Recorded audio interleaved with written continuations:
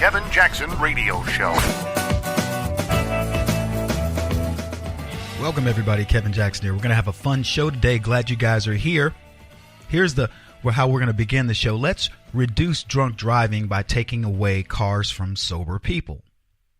Now, you say to yourself, Kevin, that's a silly idea. We should punish the drunks, the people who would dare drink, get in a car, and let devil may care what consequences there are. Those are the people who should be held accountable for what happens after the fact. The DUIs, and where people are run off the road, killed, or property damaged, or whatever. But no, the liberal logic would be to punish people who have legitimate, who don't do anything wrong with their cars, who legitimately should use their cars because they go to work, they play by the rules, etc. That's exactly the same discussion that we're having about guns. Exactly the same. Somebody who takes a gun does something wrong with it, so they say, well, look, we need to take the guns away from everybody else. And why are we talking about this? And by the way, we got tons to talk about today. I will showcase to you liberalism as you've never heard it before, unless you've heard it here. I will talk to you about what you've witnessed with your own eyes and maybe overlooked. You want to know why? Because the left is good at obfuscating. They're very good at making people see something different from the logic of their lives. Ryan Fourier said this. He said, liberals think a 20-year-old adult is too irresponsible to own a gun, but a 5-year-old is enlightened enough to pick their own gender. Now, I don't know if I could even put into words liberalism more encapsulated. That is exactly it. At 20 years old, because some stupid kid goes into a school and shoots it up, whether it's Columbine or whatever, well, now all 20-year-olds must be punished. But a 5-year-old can go, you know what, I don't feel like a little boy. I feel like a girl, or I feel like a boy. You know what I'm saying. And that's how liberalism is. It wants you to believe that young kids can make decisions that really should be waited until they're an adult, but adults should now be treated like children. And you wonder how the world gets so screwed up. This is why, it's funny, I was talking to a friend of mine the other day, Joe the plumber, and Joe said, I'm homeschooling. He's homeschooling his youngest daughter. Well, he's got a son that's an adult now, but he's got a younger baby, and she's about to start school, and he says, Kevin, I'm working hard to stay home so I can homeschool. His wife works. Joe now is obviously not doing plumbing anymore. But so he's speaking and doing other things. But we were having a conversation. He says, yeah, he goes, I'm not putting my child in public schools. He goes, it's horrible. And I don't blame him. So, but I go back to that, the idea of a 20-year-old, because what one 20-year-old does, let's just make sure that we understand they're all children. Look, I had a firearm from 10 years old. I had a firearm, right? Had it with me in my car, and as I got older, I acquired more, and I got more firepower. At first, it was a Ruger 22. It's what a lot of people start with. Then my brother had an over and under 410, one shot each. And after the over and under 410, then we ended up getting deer rifles. I think I started out with a 243, and then we had a 30-06, and on. And we had pistols all the time. Anyway, in another response to liberalism, Jacob Wall said this. Liberals, they say, if you ban abortions, there will be back alley abortions everywhere, and people will lose their lives because of it. Liberals, if you ban AR-15s, no one will ever get an AR-15, and no one's going to die because of AR-15s. Do you understand the logic there? What's funny about liberalism, and I'm telling you, today we got clips, we got everything to back up every single thing I'm about to tell you. Liberals will not apply their own logic when it doesn't suit their narrative. That's the difference. The difference between us and them, the difference is very clear. When we apply logic, sometimes it can come back to bite us in the butt, but we stick to our logic. We hold to our guns because that's the way you do it. The truth is the truth, and sometimes it hurts you to have to admit it to yourself. But that's okay, because it just means you're failing as a human being, but you recognize it. Leftists don't want to recognize their own truths. I swear to you, there is not a subject that we have argued for as conservatives that liberals didn't argue for with us when the president, for example, was Barack Obama. Donald Trump and Barack Obama could have, in some cases, have had the identical policies. The only thing that made it wrong with Donald Trump was Donald Trump. The policy for bringing in, for the travel ban, the travel order. Identical policies, practically. In fact, Obama's was worse. But under Trump, it was bad. Obama, in multiple instances, promised things like, for example, shutting down Gitmo and other things. So I'm just telling you, and I'm not saying that was one that they both agreed on. But I'm telling you, if Obama said it, we need to leave it open, we shut it down. Everybody agreed. When he didn't shut it down, the left agreed. I'm just telling you, you don't have to go very far to look at their policies. I'll use Gitmo as an example. I don't care one way or the other. If the U.S. government feels like it's in our best interest to leave Gitmo open, leave it open. If they think it's best to close it, close it. But once we make a decision about it, then go for it. But Barack Obama couldn't even follow through on something like that. It's just so funny to watch. And the bigger, the most fun, quite frankly, is watching the people squirm as they try to rationalize, because they know they're wrong. In case you're wondering, because people ask me all the time, Kevin, do you think these people are right, or do you think they believe it? And yeah, they believe their ideology as it applies to the narrative. They don't believe it in their core. No, they don't believe it. And that's what causes the problems in liberalism is they can't rationalize their own stupidity, and then they get mad. Think about when you can't solve a problem for yourself, how frustrating it is. That's what you're watching. Accountability is what these people lack. And accountability is best done by your peers. See, the people that are in your charge, they can't hold you to a standard. They can say, this is what we'd like. But the people you see day to day hold you accountable. And you typically learn this from your parents, but leftists are raised by wolves. So they can't learn this accountability thing. So they behave like children and they get angry at everything that we do. Short break. This is the Kevin Jackson Radio Show. Do you owe back taxes to the IRS or state? The secret to avoiding the IRS nightmare is to seek professional representation. My friends at Security Tax Associates provide the most cost-effective and ethical representation in the industry while helping to avoid seizures, levies, and wage garnishments. Security Tax Associates is here to ensure that the appropriate steps are taken to permanently eliminate any possibility of future tax burdens once and for all. For a free, no-obligation consultation, contact Security Tax Associates, 844-779-4177. That's 844-779-4177. 844-779-4177. Or visit them at securitytaxassociates.com.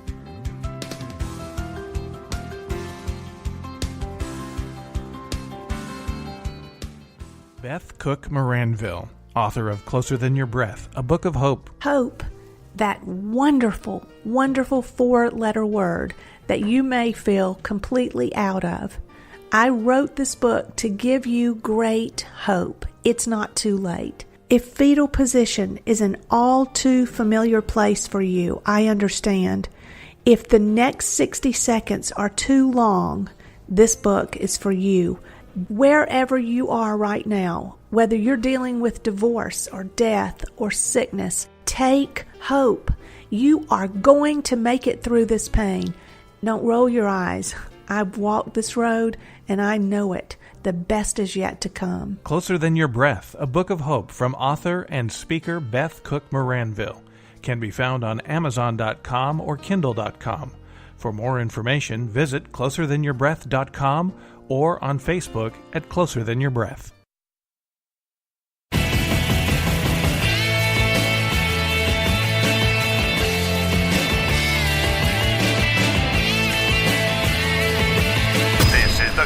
Jackson Radio Show.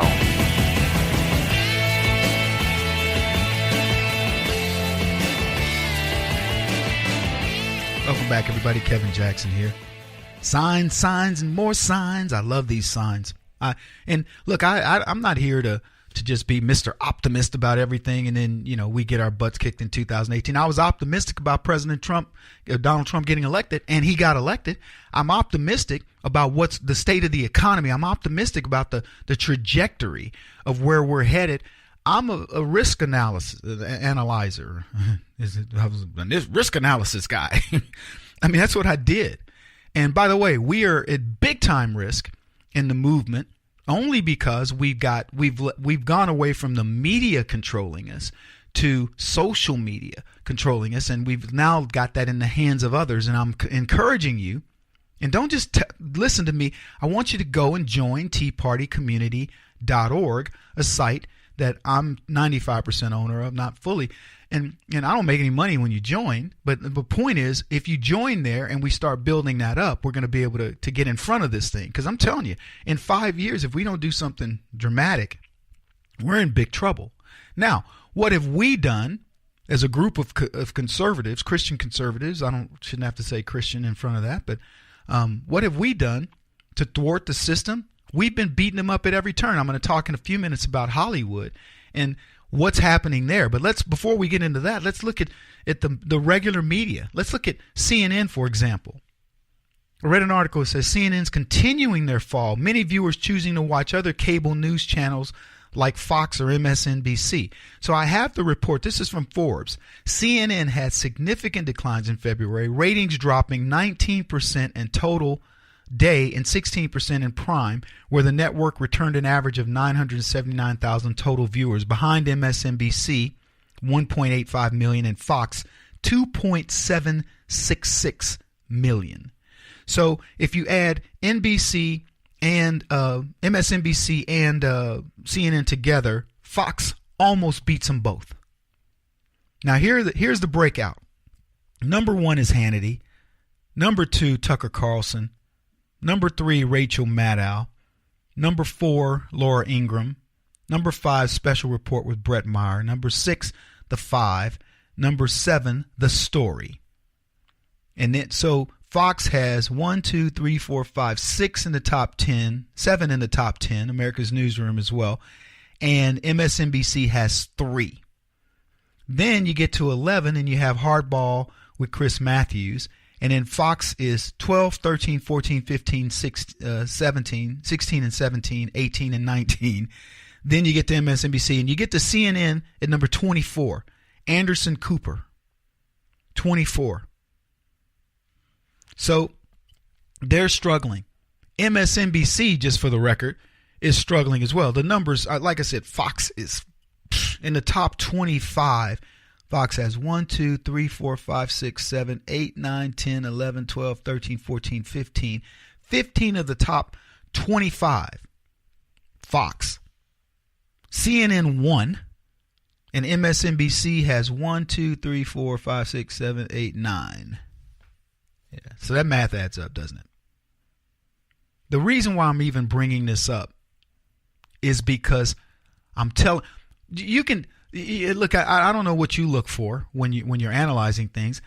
You hear all the noise. I've heard Donald Trump is unhinged. That's come back again. I don't know if you guys are paying attention, but they're saying Trump's unhinged.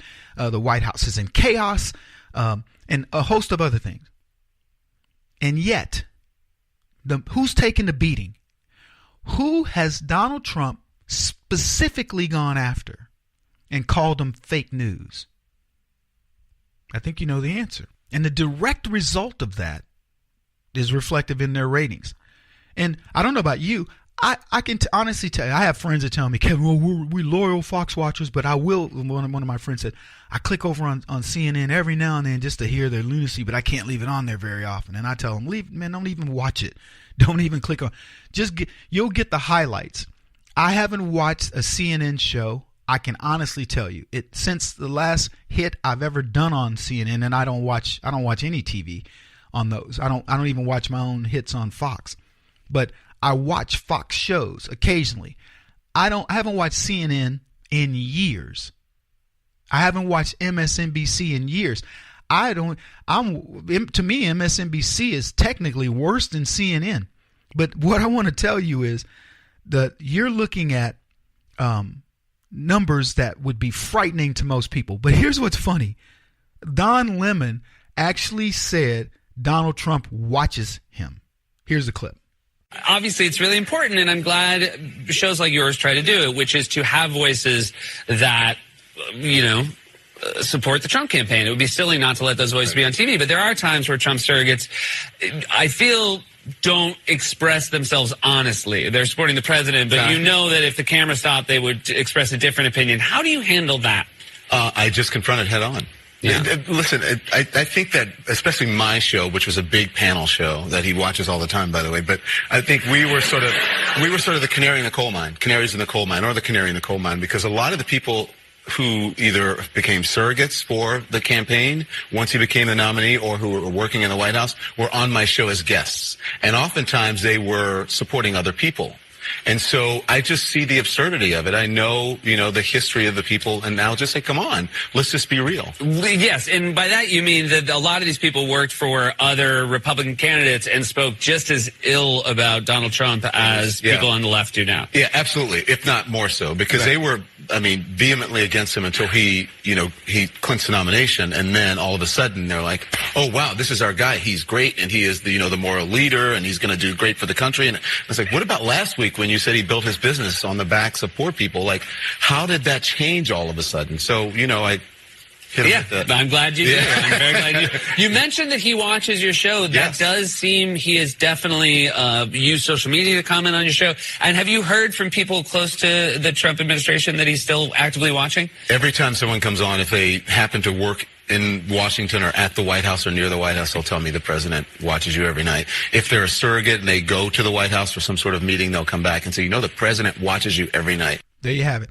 Now, I'm going to tell you something. By the way, welcome back, everybody. Kevin Jackson. It's Kevin Jackson Show. Don Lemon has got to be the least interesting dude on the planet. Seriously. I've hung out with Don Lemon. Here's what I will tell you about Don Lemon. When I first met him, I thought, nice guy, not over the top, felt like he was professional. I called him a moderate at the time, and I've noticed Don go way to the left. But after hanging out with him about, 8 times, mostly around Ferguson stuff, I will tell you, I watched the most prima donna little sissy boy that I've hadn't seen a guy like him in a long time, but prima donna sissy boy who wants to please that he's willing, he'll go with the flow of his audience. Don Lemon really doesn't know who he is. So while I'm thinking he's a moderate, it was just really Don Lemon didn't know what he stood for. And so as he got into the culture of CNN, the deeper he got into the culture of it, the more he thought, okay, I need to, go over the top. And now he actually believes the hype. He believes that he's, Donald Trump watches my show. Craziness over there.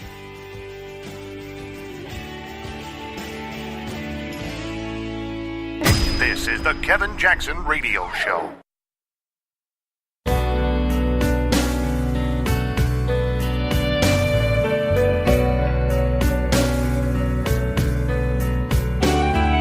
This is the Kevin Jackson Radio Show. Welcome back, everybody. Kevin Jackson here. Not feeling that great today, but don't feel sorry for me. It's okay. I'll be all right. Anyway, I've been talking about signs, and you guys know I do this practically every show. I tell you there are things that you can look for, and they're deeper. They have deeper meaning than what you may believe. And one such sign was the Oscars. Now, I'm going to tell you something. I predicted this in advance. Now, again, I'm not Nostradamus. I'm no psychic or anything, but, maybe I'm developing those qualities. But I predicted what I'm about to tell you. I predicted that the Oscars would finish, it would be a horrible Oscars from a ratings perspective. Now, you may be saying, Kevin, how could you go out on a limb and know that? People love Hollywood. They love the stars. They love the glitz and the glamour of it all and everything else. Yes, I know this. And yet, I still made the prediction that the Oscars the ratings would be bad. The ratings would be terrible. Now, Let me explain. Because, see, I've walked you through this many times. It has nothing to do with the Oscars per se. People are still intrigued by the stars. They're still intrigued by Hollywood. We've got all that fascination. It's still there. When Hollywood does its job, it inspires you. It triggers your imagination into different things. And that's what it's supposed to do. But see, I look at everything around Hollywood. I look at what Hollywood's become. Hollywood left entertainment a long time ago and became political. And when it became political, it now suffers from the very problem that the Democrats suffer from. And by the way, I want you to understand what you're witnessing right now in Hollywood is what you're going to witness in November of this year. See, the left doesn't want to admit that, but that's what's going to happen. Here's what I read. It was an Oscar do-over last night for host Jimmy Kimmel, producers Mike DeLuca and Jennifer Todd, and Best Picture presenters Warren Beatty and Faye Dunaway. Following last year's Envelope Gate, which led to Beatty and Dunaway's inadvertently announcing a wrong Best Picture, the quartet's second go-round went without a hitch. Then they go on to talk about the Oscars itself. And I'm going to tell you something. Nobody is more happy to give you the news I'm about to give you, and you've probably heard about it, that the Oscars numbers were bad. But nobody's happier. And even though I'm going to be late probably getting you this news, we're going to have some fun with this. This article goes on to say, but the good news did not carry over to ratings for the 90th Academy Awards, which crowned The Shape of Water as Best Picture. Last night's ceremony, which aired live from 8 p.m. to 11:54 p.m., so from 8 to midnight, averaged 26.5 million viewers live and same day. That was down 19% from last year's 32.9 million viewers rather. Maybe it was 32.9, a 9-year low. Now, here's what I want to tell you is I'm just telling you, this is, if you look at this just in and of itself, you say, well, Kevin, Hollywood's been slipping. And in fact, one of the articles the titles to an article was Oscars numbers are low like the TV numbers. You know, like they were rationalizing it. Well, the Oscars are low, but the ratings have been low for TV too. Let me tell you what happened. Jimmy Kimmel, who's been Mr. Political, he used to just be a funny guy. He's been Mr. Political. They touted him again. I don't know why. Probably in hopes that Kimmel, you know, the whole thing that he's been doing, anti-Trump and anti-conservatives, etc., was going to, they would be able to prove that he's not, you know, as bad as we think. Jimmy Kimmel got pummeled, and so did Hollywood. The only other thing they could have done is they could have brought up Colin Kaepernick, which, by the way, has anybody heard anything about Colin? No, you haven't. Jimmy Kimmel, what conservatives did is we said to both Hollywood and Jimmy Kimmel, the leftist establishment, the DNC, Barack Obama, Hillary Clinton, the Democrats, the progressives, whatever you want to call them, we don't need you. Now I'm talking about something that's fascinating. All of us love Hollywood. If somebody said to you, Kevin, you can sit down with, you know, some of these Hollywood types and just have meaningful conversations, give me your list. Well, I'd like to have Denzel. Let's speak to Denzel. And maybe you could bring Michelle Pfeiffer, that white gold. You get what I'm saying? There's somebody you would go, or The Rock, you'd want to sit down with The Rock, right? Or you want to sit down with, there'd be people that you'd want. That's the way it is. That's what happens with stardom. I was at a grocery store the other day and a lady saw me and said Kevin Jackson and put her hands up onto her face and disappeared into the aisle. She was so smitten, you know, or whatever. And I'm a nobody. So can you imagine if The Rock had walked through the same location? People want, oh my gosh, you know, you want autographs and things like that. Let me tell you something.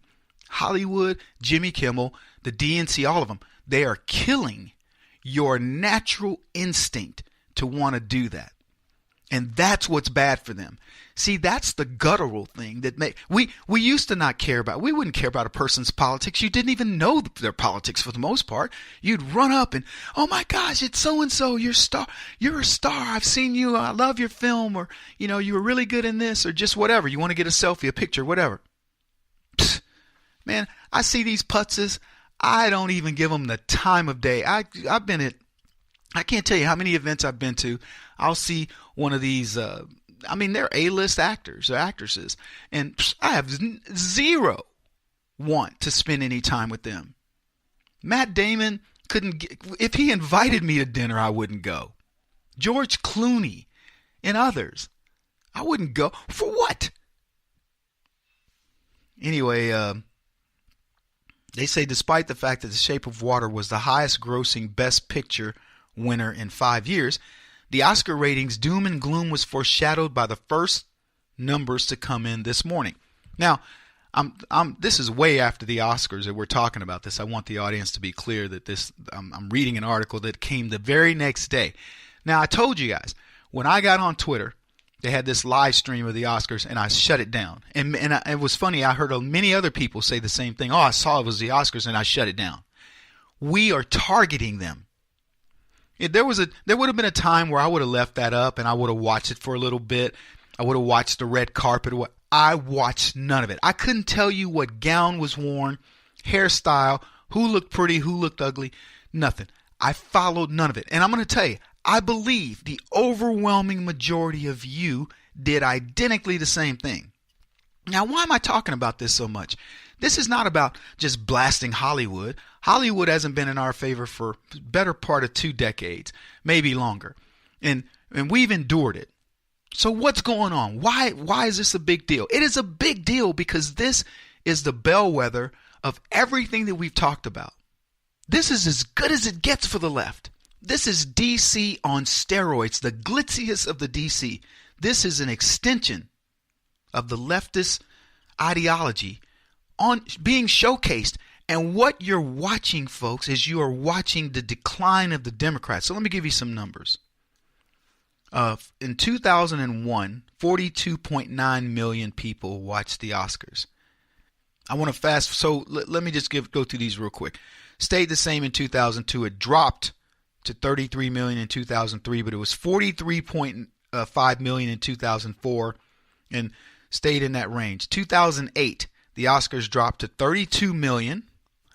2009, this is the time of Obama, 36.3 million, 41.3 million, 37, held firm to 2014. By 2015, it started to decline. Now, let me tell you why that's significant. It started to decline and went from 43.7 million to 37.3 million in 2015, and it's been declining ever since. 34.4 million, 32.2 million in 2017, and then 26.5 million, the lowest in a long time. Now, I'm not looking at percentages and whatever else, but let me tell you this. To drop from 43.7 million in 2014 and now down to 26.5 million is an exact indicator of Barack Obama's presidency, liberalism sliding down. Think about all that happened during that period. The Democrats lost over 1,000 seats and on and on and on. That's what you're watching. Forget Hollywood. The numbers don't matter. It's you. You saying, nope, I don't care about you. And by the way, these numbers have been dropping as well at the box office. The numbers are going down. This is horrible news for the left. 26.5 million. In 2017, they did almost 33 million. That is they call it a 19% drop. I don't know, but they say the drop is big. The Oscars have never fallen below 32 million viewers and 21 in metered markets. And it's 26.5 viewers. And keep in mind, folks, that's with all the technology they now have to get the Oscars to everybody. They couldn't do 32 million, which is the low bar that's been for that. If you don't understand how significant this is for these people, I hope I've helped you to. They are reeling. Kevin Jackson on the Black Sphere Radio Network. Do you owe back taxes to the IRS or state? The secret to avoiding the IRS nightmare is to seek professional representation. My friends at Security Tax Associates provide the most cost-effective and ethical representation in the industry while helping to avoid seizures, levies, and wage garnishments. Security Tax Associates is here to ensure that the appropriate steps are taken to permanently eliminate any possibility of future tax burdens once and for all. For a free, no-obligation consultation, contact Security Tax Associates, 844-779-4177. That's 844-779-4177.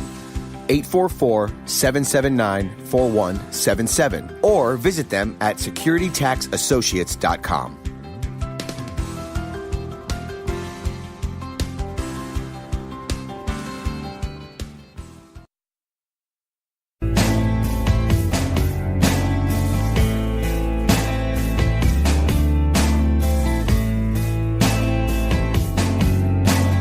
Putting an end to identity politics. This is the Kevin Jackson Radio Show.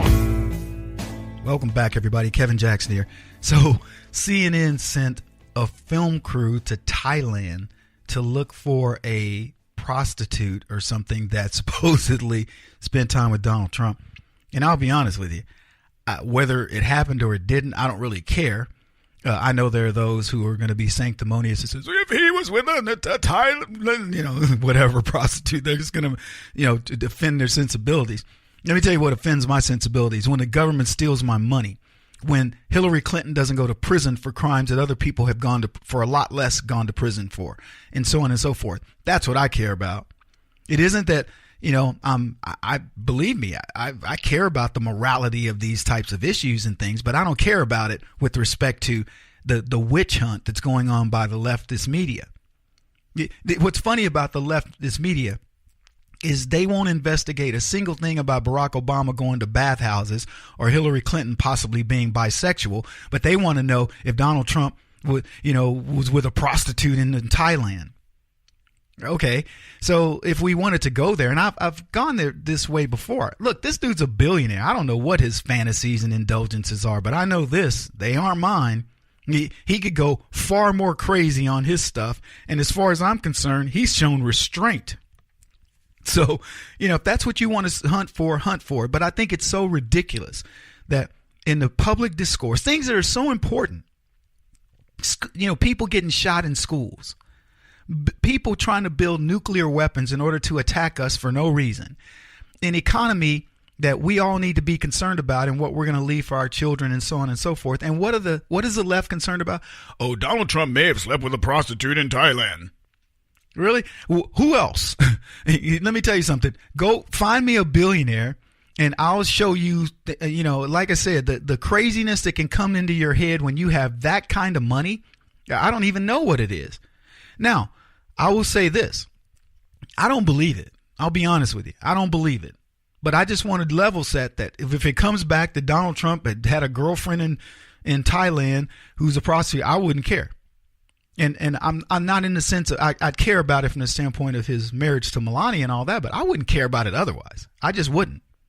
The media is not going to entice me with their salaciousness. They're not going to do it. And it's the same thing that they're experiencing right now with the Oscars.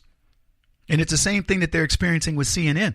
The level of believability is dropping. And it isn't even it's not so much the believability, it's the level of animus that they show towards anything that is Trump. If Barack Obama, let me put it this way, if Barack Obama were believed to have been with a prostitute in Thailand, they would be touting it as the new thing to do. Everyone's going to Thailand to be with prostitutes. Barack Obama sets a new trend, prostitution in Thailand. It's a thing to do. That's what they would do. And I know you people are listening to me going, Kevin, that's ridiculous. It isn't ridiculous. That's how they would spin it. Whatever the man did was spun to be, it's the thing to do. The cool guy. Ooh. That's how leftism presents itself. Look, I can separate, and for the record, it isn't that I'm trying to pull because when Bill Clinton was doing what he did with Lewinsky in the White House, That was one thing. That's in the White House while you're president. What has Trump done that mimics anything close to what Bill Clinton did? Nothing. This is something that, if he did do it, was done years ago or whenever it was, but it wasn't while he was president. But they suddenly care. Now, they're sending people to Thailand to look for that kind of dirt. Hey, why don't you send Mueller? Because that'll somehow tie back to the Russians, won't it? I mean, that's how things work. Mueller's got a new investigation. Are you guys aware of this? He's got a new investigation. He's now looking into, UAE, whether a top advisor tried to gain political influence by putting money into Donald Trump's 2016 presidential campaign. Now, if there's any money coming from the Arabs into a campaign, Robert Mueller, may I point you to Barack Obama's election? This is ridiculous. I'm to the point now where I told my team, I said, look, let's just come up with the most stupid things. Girl Scout cookies tied to the Donald Trump Russian collusion campaign. When you see the Girl Scouts selling cookies all over the country, don't think wholesome little girls trying to, get their money for their little Girl Scout troops. Think Donald Trump and Russian collusion. What else? The Oscars, Donald Trump, Russian collusion. Everything that's coming up is Russian collusion, except Russian collusion between the Democrats, Hillary Clinton, Barack Obama, etc. How more stupid can Mueller get? And now, the UAE is supposedly putting money. And by the way, how does that all come around to the Russians? Somebody help me with this. United Arab Emirates and Vladimir Putin and the Russians. Let me just try. I'm bad on geography, but I'm just trying to think about where they're located here. Okay, Middle East and wherever. Where's Russia? Mueller's investigators in recent weeks have questioned the advisor, Lebanese-American businessman George Nader, and asked witnesses for information about whether the UAE tried to buy political influence by giving money to the Trump campaign. This is according to the New York Times. Nader, they say, has been a frequent visitor to the White House. Kind of like Al Sharpton, a frequent visitor to the White House. And the president has praised the UAE for the Persian Gulf's nation's efforts to work with the United States on economic issues and squashing terrorism in the region, thanking Crown Prince Mohammed bin Zayed for his efforts just last week. Wow. Well, there you have it. The president of the United States thanking the head of another nation for its war on terror. I get it. I see the connection now between Putin and Russia and this whole thing. I understand. Whew, I'm glad I worked it out on the radio with you. Look at what you get on the Kevin Jackson Show. You don't get this anywhere else. We just figured out the connection between Crown Prince Mohammed bin Zayed, and how he's in collusion with Donald Trump and working out the thing on terrorism, fighting against terrorism. And yeah, I know there was no Putin or Russians in there, but surely you can connect those dots. Come on now. Am I the only one seeing this? Oh, maybe. It's just so ridiculous. The Democrats should honestly be ashamed of themselves. They said Nader has purportedly been an advisor to the Crown Prince. So now Mueller wants to talk to Nader about his connection to the Crown Prince. So in other words, any job you've ever held now can tie back to Donald Trump in some kind of way. Anybody in the White House who's now, Donald Trump made a comment about a head of state, and they go, who worked for that head of state? Who's been, tangentially connected to them? Oh, well, we've got a guy. Okay, let's investigate him, even though it has nothing to do with Russia. I love it. I know it's weird. Let me tell you why I love it. I love it because it just shows you the level of desperation of the Democrats. What else has Mueller got to do? If Mueller is to the point where he's now looking at who the president talks to, then he goes on a new snipe hunt in order to keep the Russian investigation going. And the snipe hunt is now in the Middle East with zero connection to the Russian investigation. It tells you the level of desperation. You may look at it as, Kevin, they continue to do. Let them continue. Now, the bad news is if we let them continue and it waters down, because we talked about this the other day, only 1% see the Russian collusion story as worthy of any consideration. So it's a dead issue going into 2018, unless we make it a non-dead issue. Once Mueller has ridiculously continued this snipe hunt, and we finally get either another special counsel or Mueller has to spin this investigation to where it really points, which is to all the crooked, the administration of Barack Obama and Clinton and all that. If we go spin it back to that, then it gets some new legs, and suddenly everybody's going to prison on that side. That's what we have to do.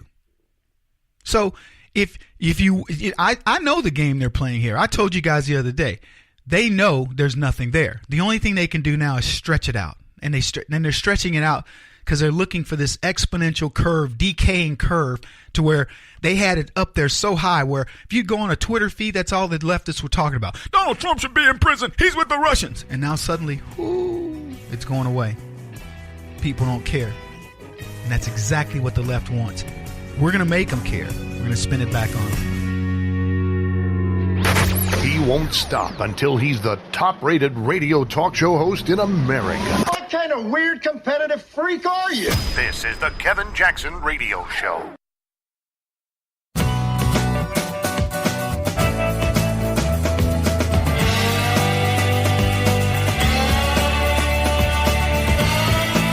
This is the Kevin Jackson Radio Show.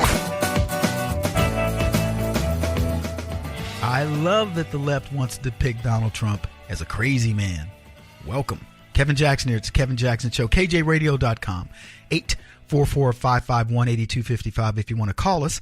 KJRadio.com if you want to contact us otherwise. And we hope you will. So I got a clip of MSNBC, and I was telling you guys that these shows are doing horribly. Fox is dominating over on ratings. And it's easy to see why. I can't even imagine watching these shows for an hour or 30 minutes. Like I'll occasionally watch a Fox show, watching a show from MSNBC or CNN, and just the idea that they believe their hype. I want to play a clip from Micah Brzezinski where she's talking about Trump, and I want to just show you the level of crazy that's over on the left. Check this out. So what we have, though, with this president, I don't know if you guys remember at the beginning of the administration, there was all this talk about Ivanka Trump being the moderating force. If there was a moderating force in this White House, it might have been Hope Hicks. The increasing pace of chaos at the Trump White House was the source of the president's jokes at this weekend's gridiron dinner. But according to the Washington Post, it's also feeding a grave sense of concern among Donald Trump's top advisors. Quote, Trump's friends are increasingly concerned about his well-being, worried that the president's obsession with cable commentary and perceived slights is taking a toll on the 71-year-old. Quote, pure madness, lamented one exasperated ally. Two officials told NBC News that the president's announcement of new steel and aluminum tariffs emerged from anger, unlike any they had seen before, resulting from a trifecta of events. Hope Hicks' testimony to lawmakers investigating Russia, conducted by Attorney General Jeff Sessions, not conducted by, and the treatment of his son-in-law, Jared Kushner, by Chief of Staff John Kelly. Quote, on Wednesday evening, the president became unglued, in the words of one official familiar with the president's state of mind. Trump, the two officials said, was angry and gunning for a fight, and he chose a trade war, continuing over the weekend with a tweet on Saturday about trade with the European Union, threatening to apply a new tax, and writing last night, quote, our friends and enemies have taken advantage of the U.S. for many years. Welcome back, everybody. Kevin Jackson here. What? Can you imagine Donald Trump wanting to address trade?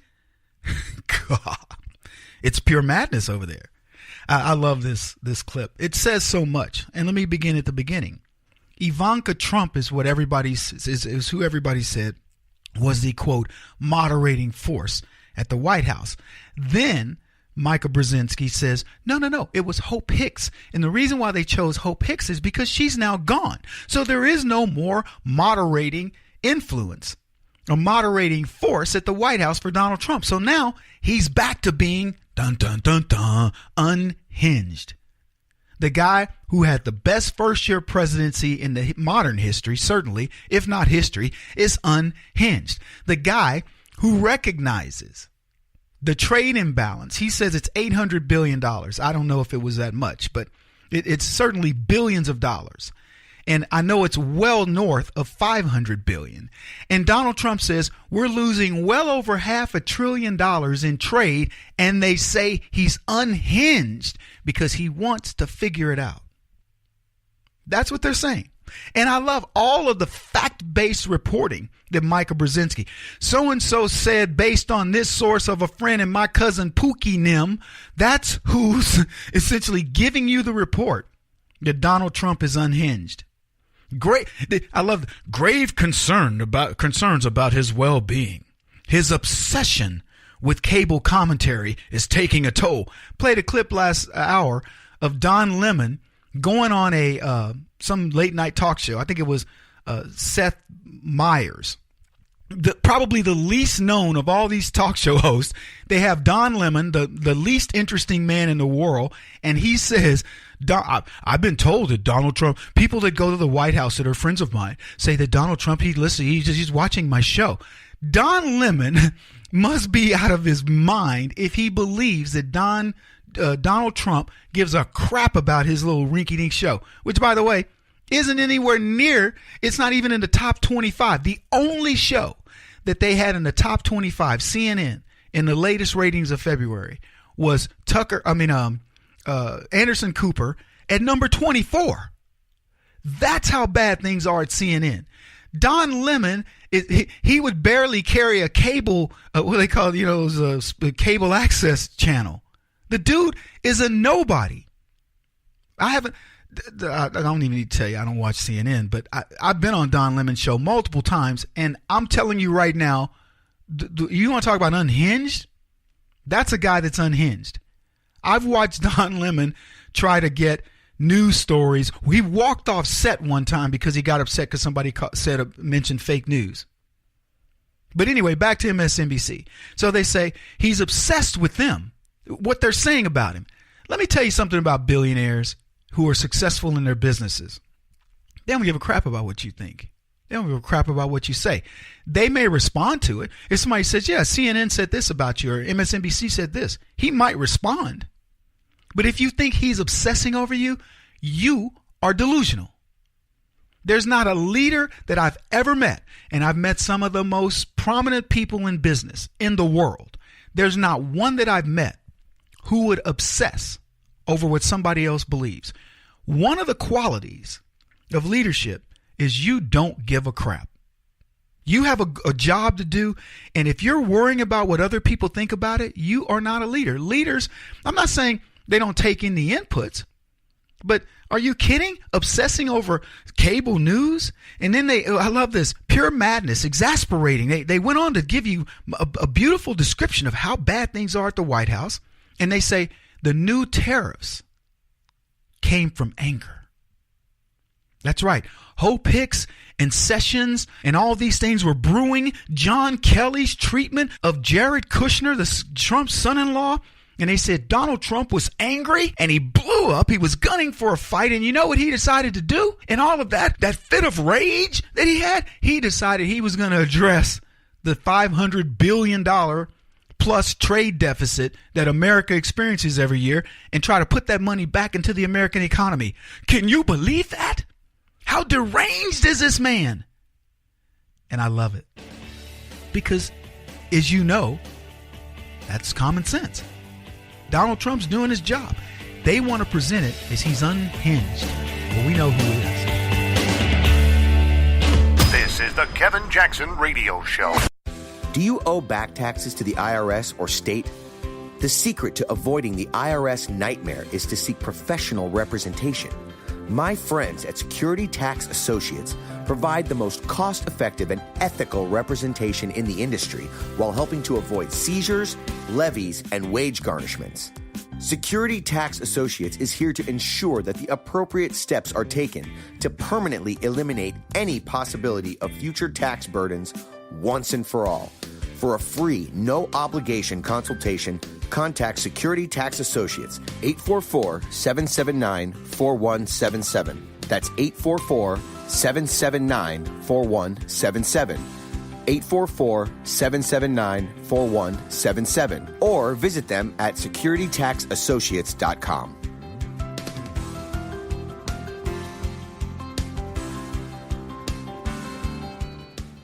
Beth Cook Moranville, author of Closer Than Your Breath, a book of hope. Hope, that wonderful, wonderful four-letter word that you may feel completely out of.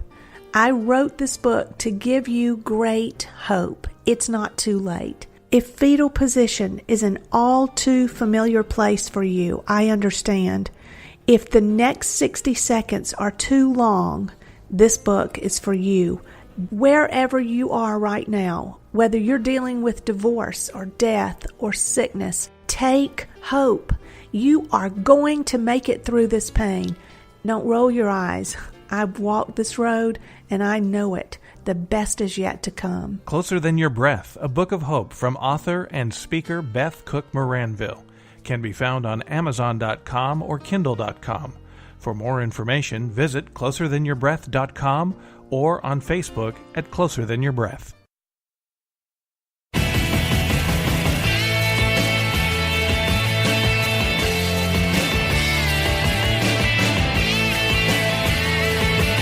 This is the Kevin Jackson Radio Show.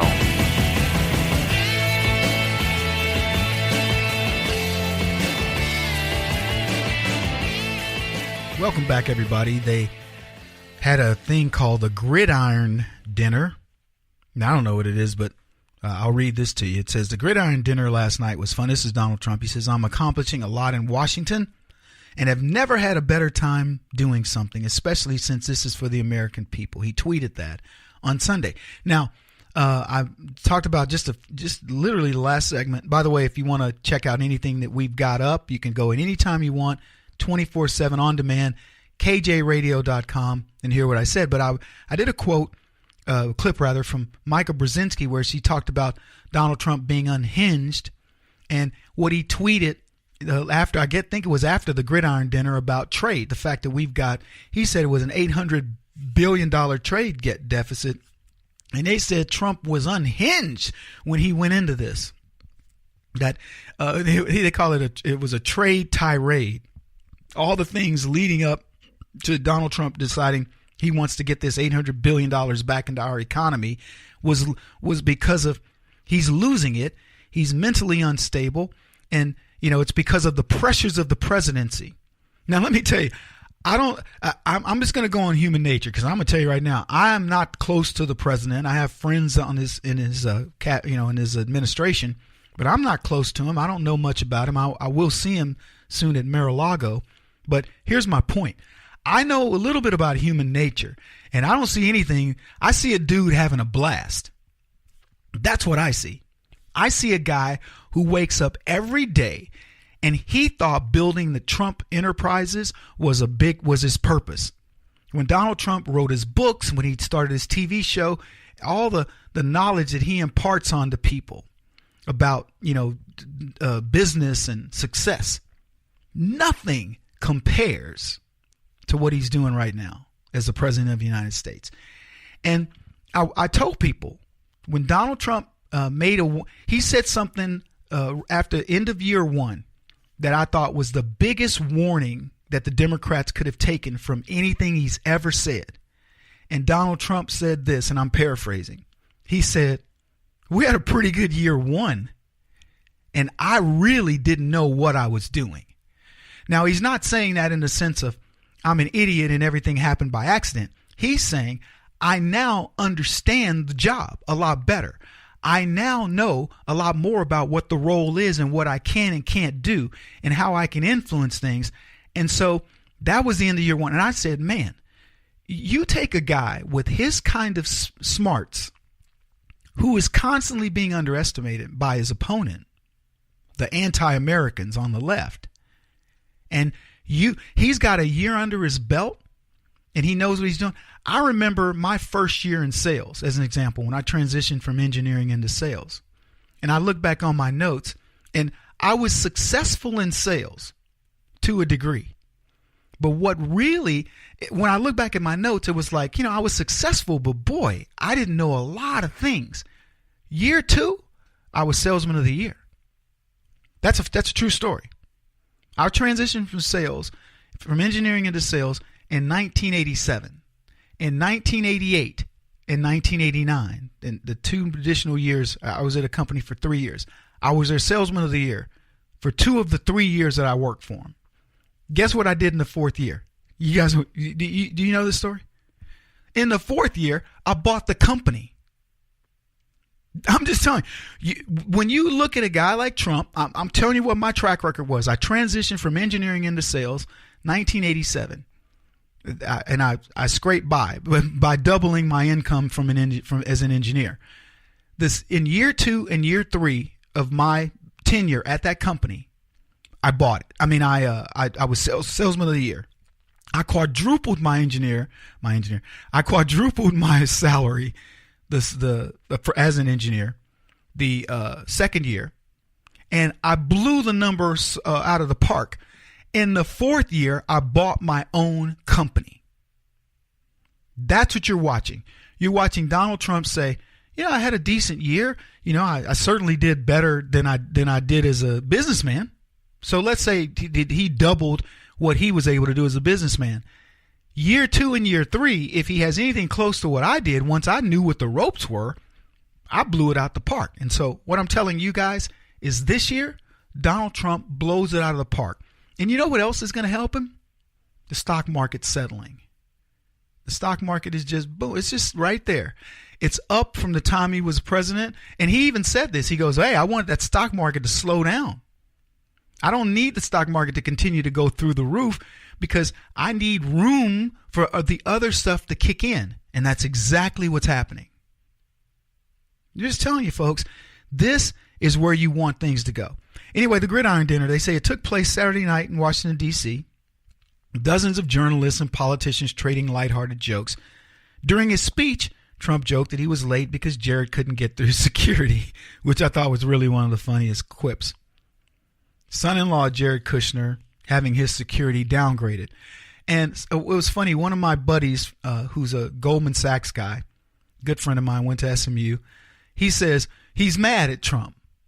A black guy who's, by the way, staunch conservative, but he's like, Kevin, he's making all these promises, he's this. And one of them was he brought up the fact that they had lowered Kushner's security. I'm like, man, really?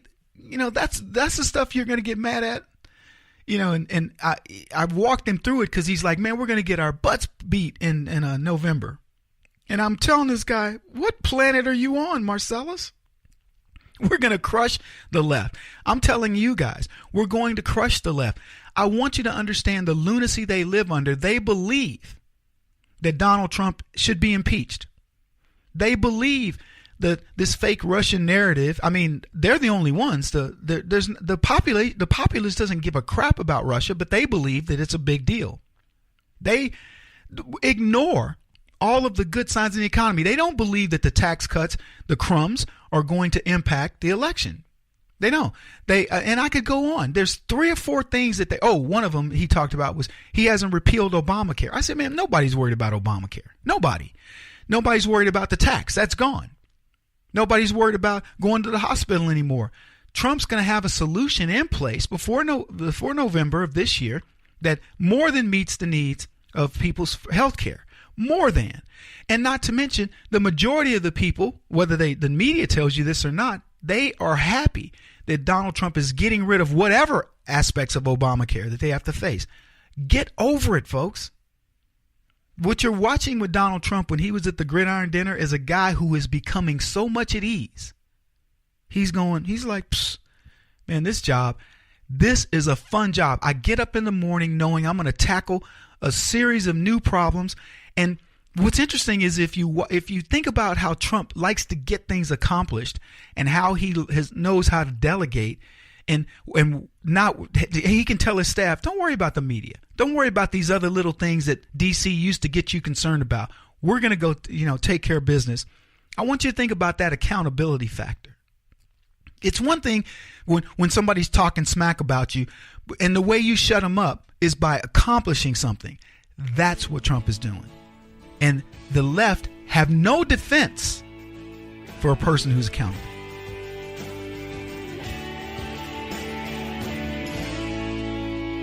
This is the Kevin Jackson Radio Show.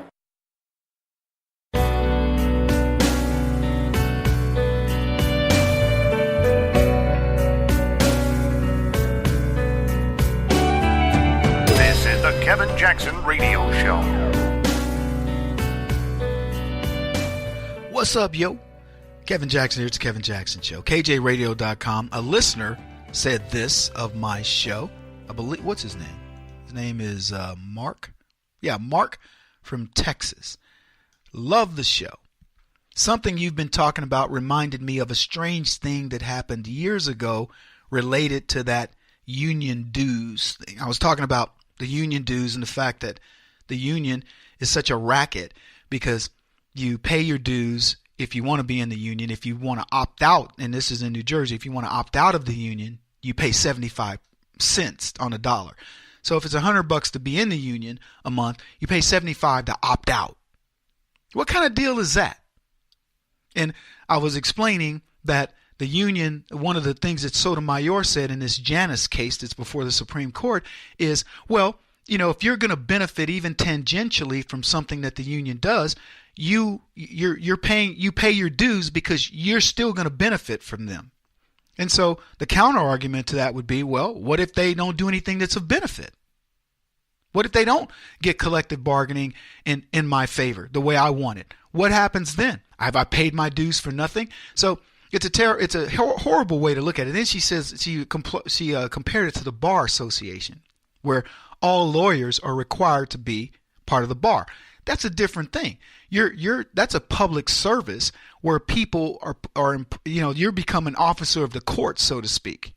So you join the bar and take the I forget the oath that they take, but that says essentially I'm going to represent my client fairly and and ethically. You're a union guy. What are you going to do? I'm going to build this floor or this thing fairly and ethically. I'm going to put this building together fairly. No, I'm going to do my job. Now, I tell people all the time, I don't care about trade unions. If you become a master apprentice or a master electrician or whatever, good for you. That's just time spent in the job. If you want to be unionized over that and be able to say, well, I'm union, you're getting a much higher level of person. Fine. Let the there are some people that can't afford your title, and some people just want a bookkeeper. They don't want an accountant. They don't want a CPA. You get it?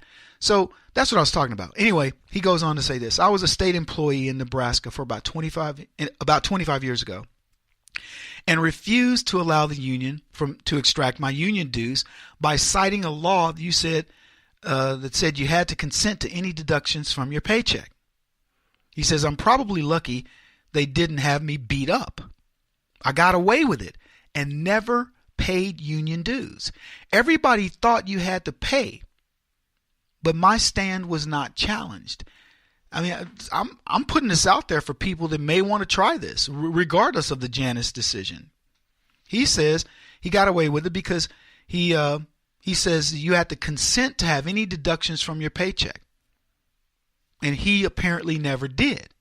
So when he challenged that, they didn't take his dues out. Anyway, he says they didn't challenge it probably because they were afraid they might lose if it went to court. So they quietly ignored him. Shortly, he says he became management and did have to be in the union, but he quit after a year or two. He'd forgotten the whole episode until my show the other day, and he says, I was young and cocky as heck back then. Loyal listener. So, Mark, I appreciate you sharing that story with us. Look, unions, I don't have a problem. I don't have a problem with a union per se. I don't. If the unions, they're like the Democrats. They're so unscrupulous in how they do things. If they did it by the book, I would say fine. If somebody says, "Look, I like the protection of having a group of people," go for it. If others go, "I don't want to be a part of it," they shouldn't be worried about getting their butts kicked or being forced to do it or whatever else. The union, it's that for them, that mentality, it's all or nothing. If you're against this, and it's one of the few things that reminds me of being black in America. You're either for everything black, good, bad, or indifferent, or you're not. And I'm going, you know what, fellas? I don't care whether you're union. I don't care whether you're black. If you're wrong, I'm going against you. Period. And the union has shut down more companies than it's helped in the modern age. Most people I know find unions useless and run by an upper class group of folks that want nothing but money. And the people who are down below it, quite frankly, are not the best workers I've ever seen. And I've given examples of my own run-ins with the union that I go, this is ridiculous. It's no wonder people can't stand you guys. Hustle is what it is. What's funny is that hustle is an interesting word if you think about it, because it's got a dual meaning. It conveys hard work. Man, he's a hustler. Look at that kid. He can hustle. He hustles. You're talking about a kid in baseball or martial arts, things like that. I watched a little kid. He was a catcher. And, man, if the ball got by him, he was up, mask off, looking for that ball. If it was popped up, he was up. And it was like, look at the hustle on that kid. But hustle also implies scam. Isn't it funny how a word has that dual meaning, and the dual meanings are opposites? It's like Greek for diablos, which I think means deceiver and something. And I have to look it up, but it's something where they have the same meaning, but good and bad. Hustle, hard work, and scam. The union is a hustle where they don't do any hard work. Hard work is discouraged. It's a scam. There's a saying, things may come to those who wait, but only the things left by those who hustle. You could use both of those terms for hustle there as well. Anyway, lots to talk about. Labeling Trump, I think, is one of the things I would like to cover. Oh, by the way, we will be talking about no whites allowed. Yeah, that came up recently as well. I wanted to get to that story the other day, and we hadn't been able to do it. You know what? There's a clip that I'd wanted to play. It was Joy Reid talking about. Joy Reid was interviewing Maxine Waters. Yeah, let's go to that. I'd like to hear that clip.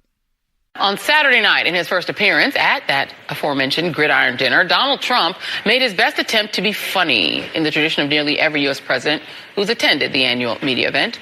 But between the self-deprecating jokes and the lighthearted roasts of Trump's favorite targets in politics and the media was this below-the-belt jab at Congresswoman Maxine Waters. Quote, Maxine Waters, he must be impeached. That's all she knows how to say. He must be impeached. But he's done nothing wrong. Doesn't matter, they say, what he's done wrong. What has he done wrong? I don't know. You got to be impeached. And then I say, I get in trouble for this, she has to immediately take an IQ test. Let's see what the Congresswoman thinks about that. So joining me now is Congresswoman Maxine Waters. Now, Congresswoman, we're relying on what people who were at the gridiron dinner said, that Donald Trump said, the transcript from inside that room. Your response to what apparently he said about you. Well, this president has been called stupid. He has been called ignorant. And even his Secretary of State did not deny that he called him a moron. And so he has no credibility. He has been name calling.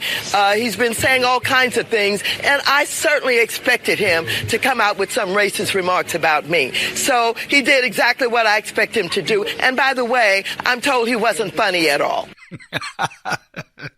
I love this clip, needless to say. Welcome back. Kevin Jackson's be listening to the KJRadio.com. So Donald Trump questions Maxine Waters' IQ. And Joy Reid, this is news.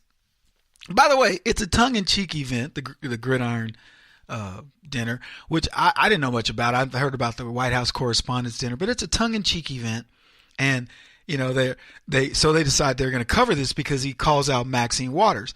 And he just said, I don't think she could pass. She'd have a difficult time on an IQ test. And Joy Reid says, now listen, we're only relying on the transcript. We have no context for this. It was, yes, it was a joking event, self-deprecating, blah, blah, blah. That's what they're supposed to do at this event.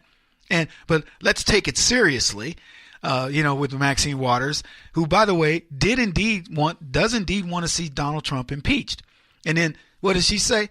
Well, he's been called stupid. Yeah, she called him that. He's been called ignorant. Yeah, you and all the Democrats call him that.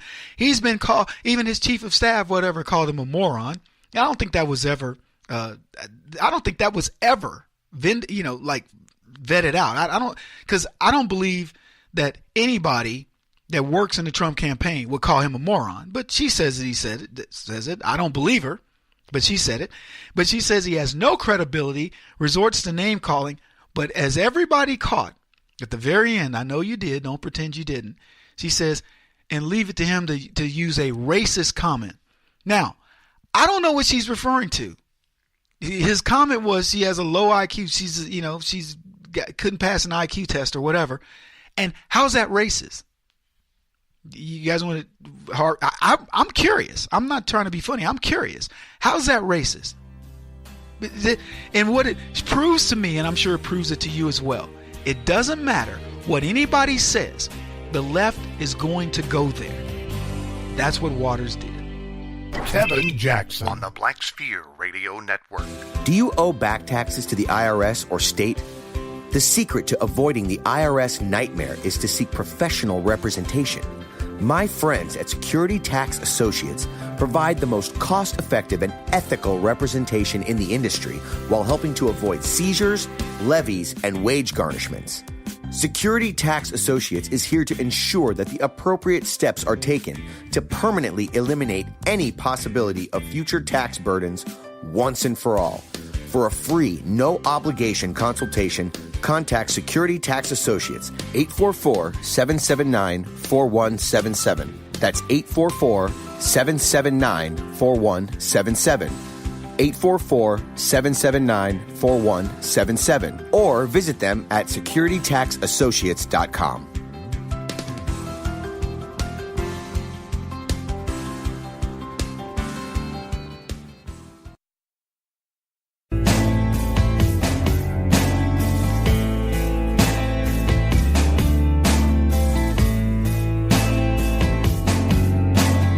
Putting an end to identity politics. This is the Kevin Jackson Radio Show.